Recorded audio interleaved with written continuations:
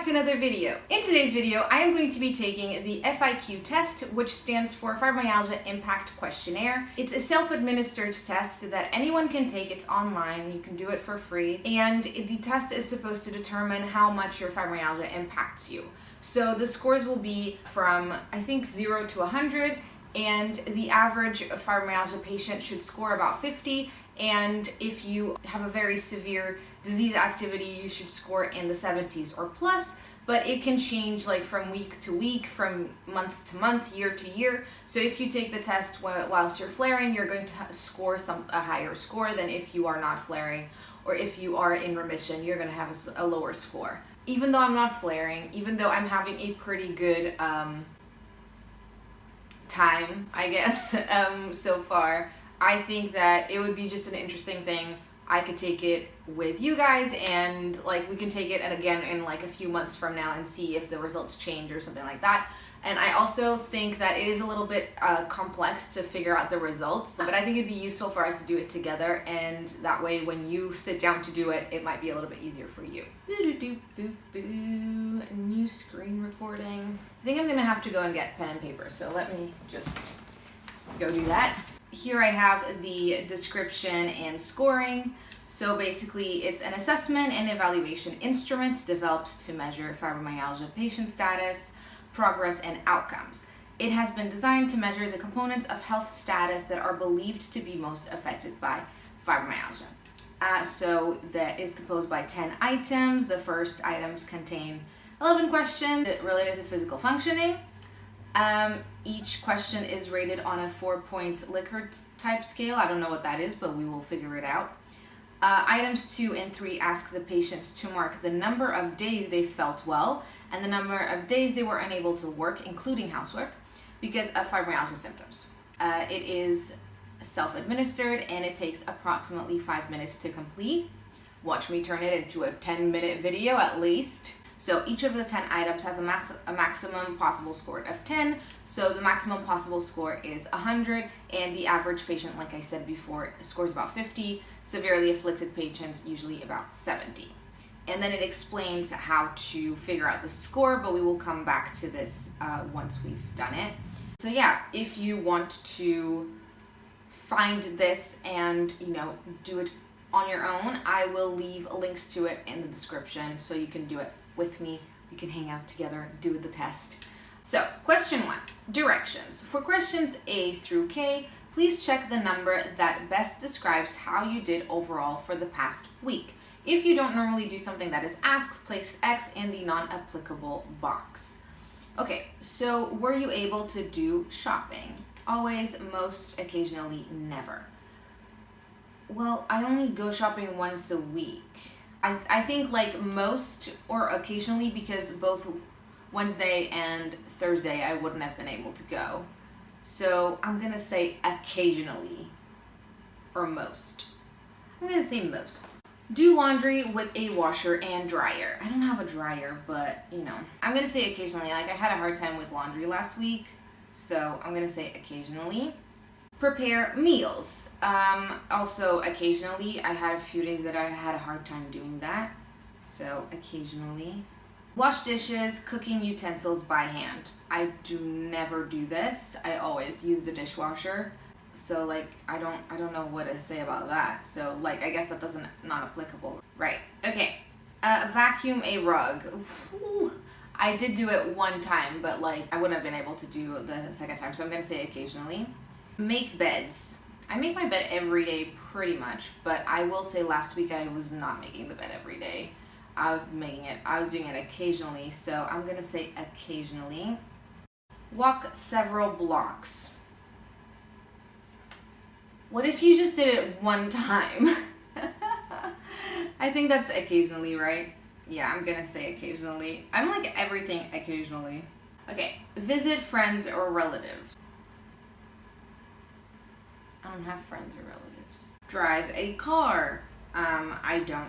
I'm scared to drive. It causes me a lot of pain, so I'm gonna say never. Climb stairs. Stairs though. I don't know.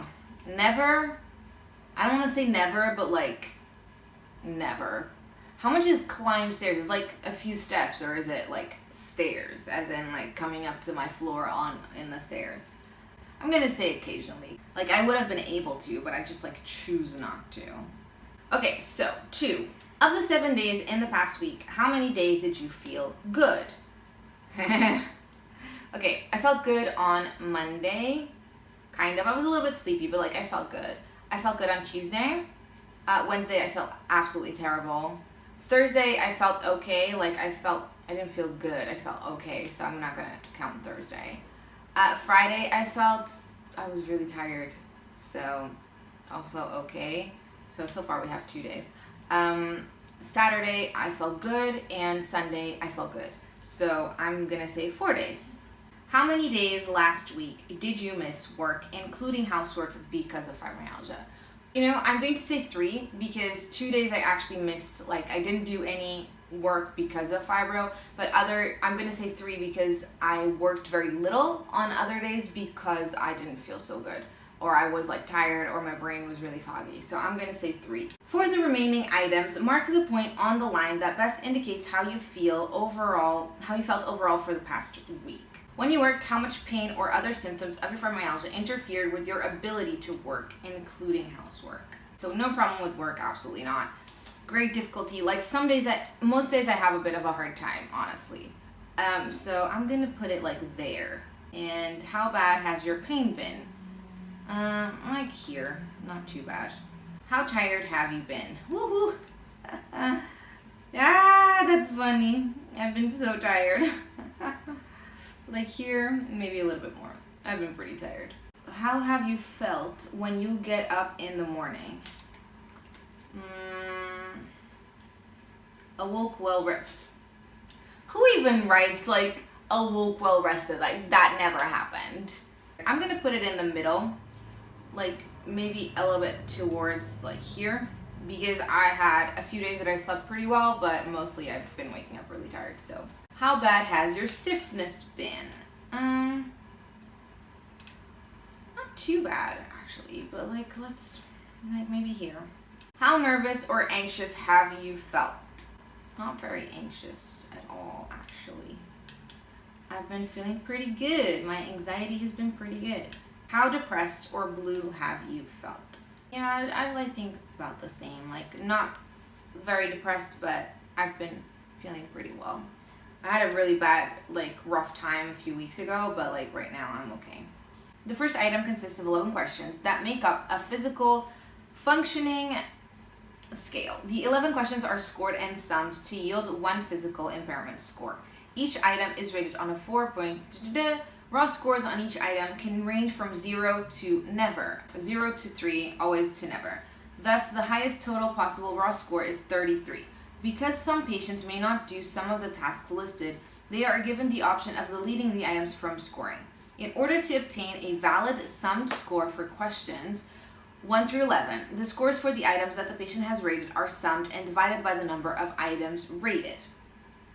So you add all the questions, all the scores, and then divide by the amount of questions that you answered. So I answered 8 questions. Let's see, in our little calculator. So my total for this was 16, and then we have to divide that by 8 because that's the amount of questions that I answered. So that gives me an average of 2. So my raw score for this one is 2.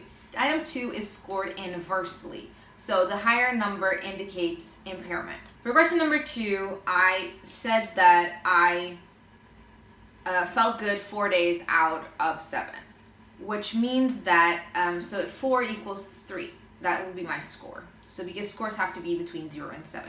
For question number 3, is scored directly. So it's going to be 0 to 7. So I scored 3. So let's give myself a 3. Items 4 through 10 are scored in 10 increments. Raw scores can range from 0 to 10. If the patient marks the space between 2 vertical lines on any item, the item is given as a score that includes 0.5. So let me go get a ruler. How is this in 10 increments? It's like 10.7 centimeters. Like, that's such a weird measure. Okay, let me just do a little math. here. So it's 6.5. Let's just abbreviate because it tells you to give yourself like a scale of 0.5 if it's in the middle. So I'm just gonna, yeah. So 4 is 6.5. Boop, boop, boop. On this one, I scored 3.2. That gives me 2.99. So I'm just gonna say 3 because that is easier. 4, 5 is 3. How tired have you been? I'm tired of this quiz because it's a lot harder than it looked with the weird scoring. So this one is 8. 8 times 10 divided by 10.7. 7.5. So what I'm doing here is, because the measurement is weird, what I'm doing is like making a calculation of how much that represents. So I do the value that I have, like the measurement in my ruler, times 10, which is the supposed like scale, and then I divide that by how much it actually measures, which is 10.7.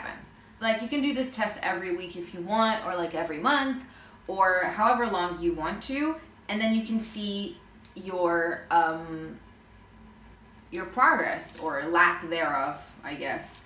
And it might be helpful for you to suggest this to a doctor or something if you're having a hard time getting diagnosed or something like that. Now we need to convert. Guys, this is a lot of math. I'm sorry. We need to normalize the initial scores. So for physical impairment, which is number 1, or because the range is from 0 to 3, so you're going to do your score times 3.33. So I'm going to do 2 times 3.33.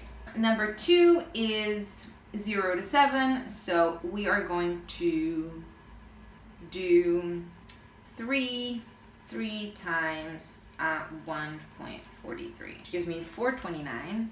Then number 3 is the last one that we need to convert, and it is the same thing. And because I got 3 in both of these, I'm going to just copy that down. And now everything else stays the same. So, okay, so now I'm going to add all of these scores together, and then we can add them to everything else. I think that's how that works. I got 46.24. So my final score was 46.24. Weird number. So considering the fact that I've been having a pretty good week, I did have a few like really tired days, but I've not been having a lot of pain. Most of my symptoms have been brain fog or just fatigue. So I've been able to do things and I've been pretty active. I feel like between occasionally and never, we should get a barely. Because like you did manage to do it, but like you barely did it.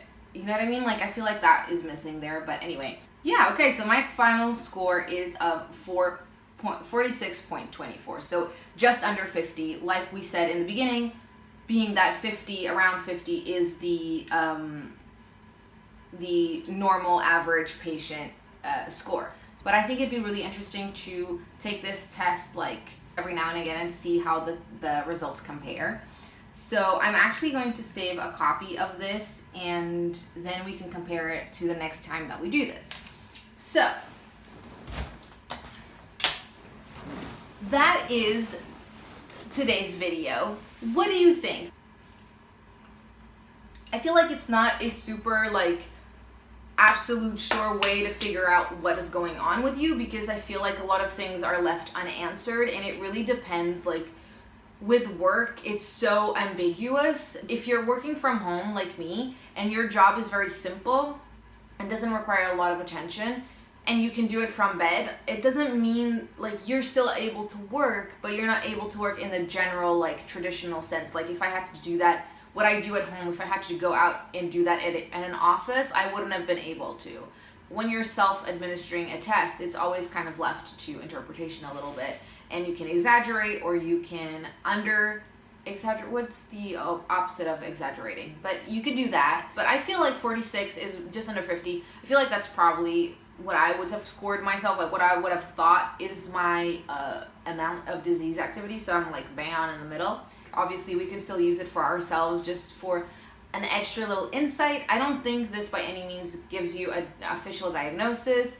It does not, explain anything. It's just like a way, I think it's just an interesting way for us to maybe know a little bit more about ourselves. I don't know. I think it's a little bit of fun, but also I don't think it should be taken too seriously because there are a few problems with it. Just from like me looking at it, I see a few problems with it. It is a little bit difficult to understand some of the questions, and they don't really go that deep into a lot of things because this was obviously made a long time ago, and this revised version is from 97, which means that it has not been revised in like 20 years, a little bit over 20 years, and things have changed a lot. Work has changed a lot. There are a lot of different things that people can do from home. Yeah, I think it's a little bit subjective, but again, it's just a little bit of fun. I hope you enjoyed that. You had a little bit of fun. You found something new, and you found a new way to maybe remind yourself and compare how you were feeling. Please, don't use this as a way to compare yourself to me or to anybody else. And even comparing yourself with yourself, this illness is not linear, and you don't just are really unwell and then start getting better. I hope you enjoyed this video. I hope you found it interesting. Let me know if you would like me to do more things like this. If you did enjoy this video, don't forget to leave a like and a comment, and consider subscribing to my channel if you haven't already. I make videos twice a week about fibromyalgia and my life with it, and I also talk a lot about books. You can also become a member on Patreon if you would like to support my channel and help me keep making videos. There is some extra content for you over there if you wish to do that. You can also shop my Etsy store where I make things when I'm in pain, and it would also help me keep the channel going. That's it. I think that's everything that I have to say. I hope you are having a wonderful day. Thank you so much for watching, and I will see you in the next video. Bye!